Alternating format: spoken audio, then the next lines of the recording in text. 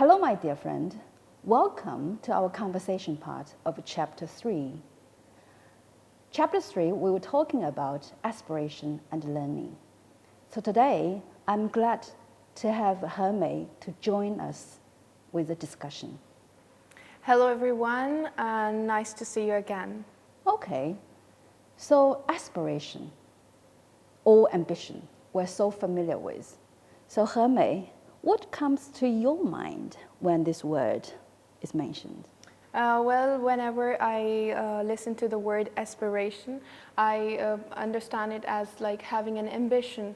And when you have an ambition, you actually want to reach a certain kind of goal, something that is high at a higher level, and you are like you have that desire to reach that higher level. So actually, an ambition that a person has is aspiration to me.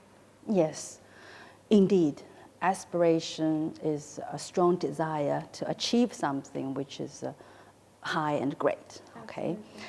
And I think people are quite familiar with one of the famous sayings by Confucius. He was saying that I set my mind on learning at age of 15, and then I became established at 30. Okay, we have mentioned that in our solo part. So a question about the age, 15, because in ancient time, 15 years old shows maturity, signifying the adulthood.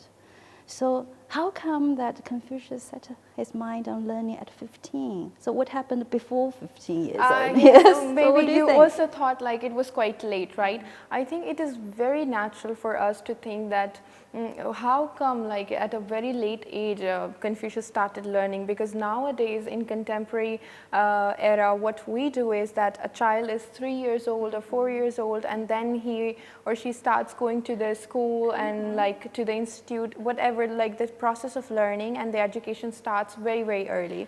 But what actually, in the case of Confucius, is we are not talking about learning at a very, at a small scale. We are talking about great learning. We are talking about spiritual learning.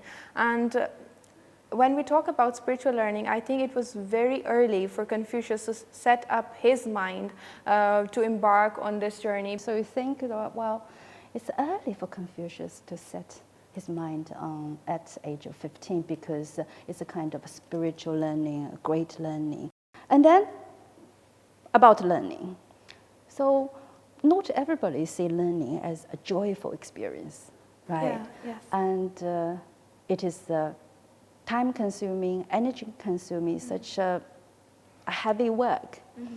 So how do you try to tell people, well, yes, you can find your joy in learning. Try how to persuade people, well, Yes, learning is such a good thing in your life. Yes, and whenever we think about this process of learning, and especially young people, and they're like the process of learning requires a lot of effort and it requires a lot of dedication. So how can I dedicate myself to the to this process, and and then in return get the joy, which is. But I would like to say here, like, this joy doesn't come to you in 1 day or 2 days. First, you have to put all your attention towards the process.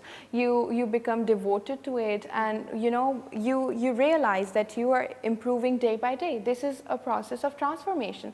You start at one point, and then when you go through the journey, you are not the same person again. So when you realize this thing, this self improvement, it is something that brings you the real joy. Yes, just like what Confucius said, to know something is not so good as being fond of it, and to be fond of something is not so good as rejoicing in it.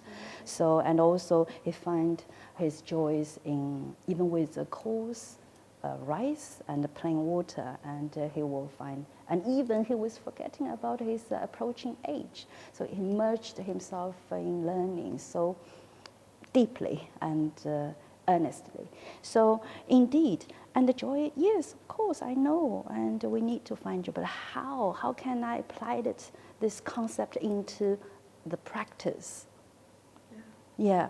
So maybe you need persistence. Absolutely, perseverance, yes. Perseverance, consistency, as I mentioned before, dedication. So these are all the words, and not only like we have to take them as words, we actually have to put them, like, you know, into action. We have to, we require actually a lot of perseverance.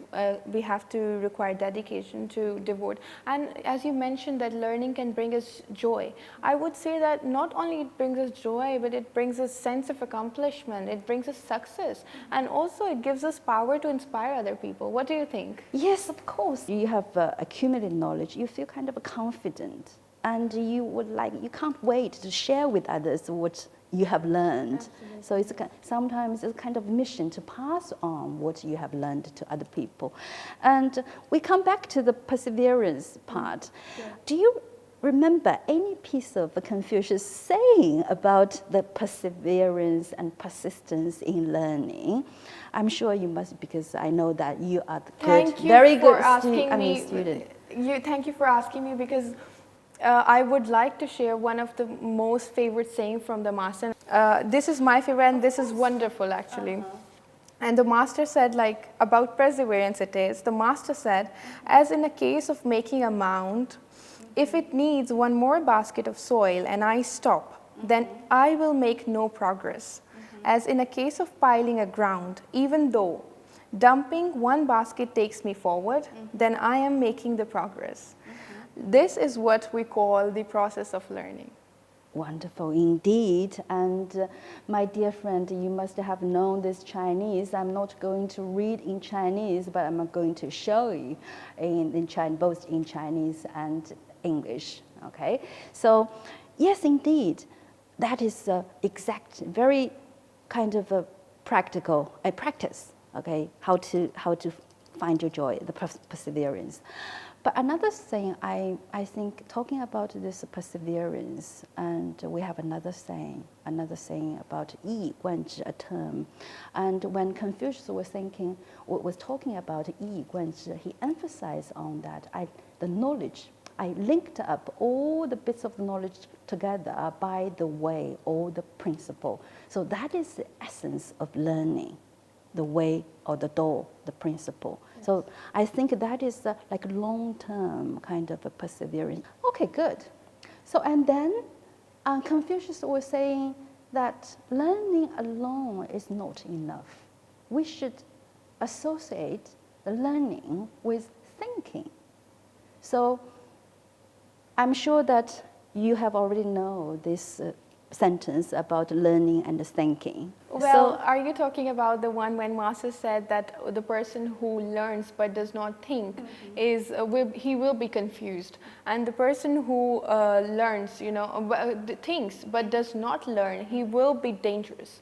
And I think the second part tells us a little bit more about this whole process and the importance of the process of learning, because when Confucius said that, when you are learning, but you are thinking but not learning, the second part of the saying is dangerous. It's going to be dangerous. Why it's going to be dangerous? Because our minds are like, we have a lot of ideas, and the ideas are raw ideas and wild ideas, and we need education, we need learning in order to organize those ideas. And when we organize those ideas, we can use those ideas and we can use those thinking to the benefit of the humanity, as well as to bring the goodness to us. Yes, this is exactly what the Confucius did in his learning experience. He was saying that, well, it's useless to think all the day and night without eating and sleep. Why don't I just start out to study? We need to pass on what we have learned to other people, and we need to think. Can we just see the knowledge as a kind of a cultural spirit? Yes. Yes, yeah. And there's sentence like 温故而知新 in Chinese. So 故, which means the old things. We review what we have learned from and then renew it, try to renovate. And then we may interpret this 故 as like ancient wisdom. So we see the knowledge as like a cultural spirit so that we can pass on from generation to generation. So exactly, which is exactly what the Confucius was talking about himself. And he was saying, I'm not a creator, I'm just a transmitter. I was not born in a possession of the knowledge. I just try to memorize it and try to transmit it to other people. Yes, I think when we talk about this process of learning, it has two levels. One is the first level, and when you start acquiring the knowledge, this is the first step. You do not know anything, but you embark on the journey and you start learning, and you have you are acquiring the knowledge step by step. And then a point comes when you become a learned person. You have a lot of wisdom. Now the second responsibility, the second level is to teach it. Whatever you have learned, you have to transmit it, teach it to people who still do not know, what knowledge is and what wisdom is. So I think this tells us the whole, idea of why learning is important, why one should start learning, and then, and if we do not transmit it, then it will be useless, because maybe it will bring good to you. You will become a good person, but it will be only good for a very short time, and it will not extend. And I was just thinking about Confucius, his own experience. He set his mind on learning at age of 15, and at age of 50, he started to learn the Book of Change. So you have heard of this book. It's most difficult. The difficult one, yes. One in China's history, and of course it's full of the wisdom. But Confucius just started to learn this book at 50, and as a result, actually, he wrote books explaining and comment on this Book of Change. And so it's it's really a lifelong learning experience. He set a very good example for us. So by the end of the conversation, I would like to conclude with one of the most famous sentences from the Analects. The master said, "Isn't it a pleasure to learn and put it into practice regularly, and what you have learned? And isn't it a joy to have friends coming from afar? And isn't he truly Junzi who takes no offense when he was not appreciated by others?" Yes, the reason why I'm reading, because I do not want to miss any single word of this famous sentence.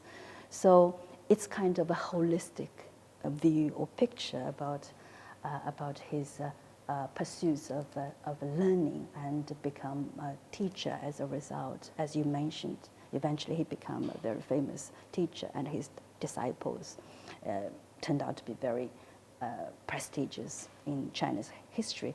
So it's kind of a joy.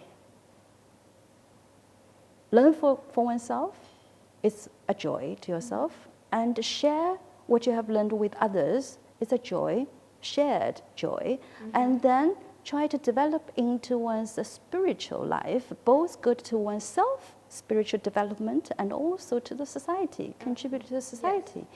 And it's a big vision. It's not simply about to learn the knowledge, right? Yes. 要成为一个高尚的君子，必须要有学问。先要学会进退之礼，长奏之乐，射箭、驾车、书写、数算，然后学习诗、书、礼、乐、春秋这些典籍。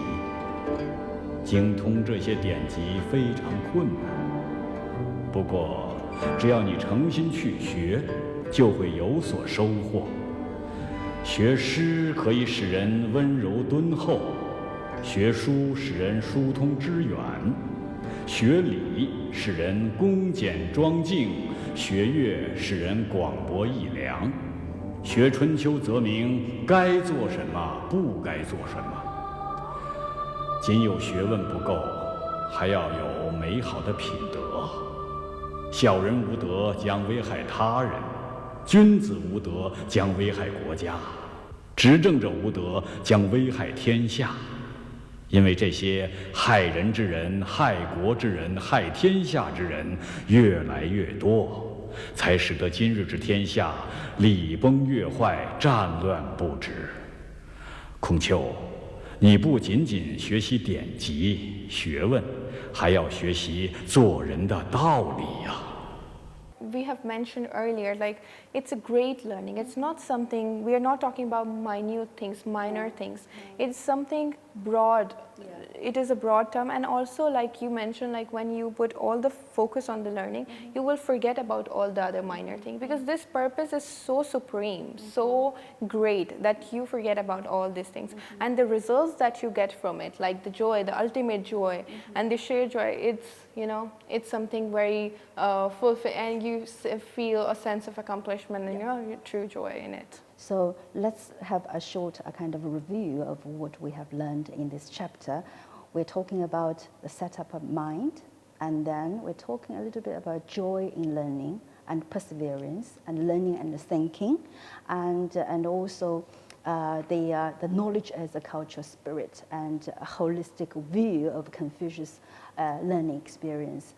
Okay, my dear friend, that's the end of today's dialogue part of chapter 3. So hope you like it. So see you next time. Thank you for having me. See you next time.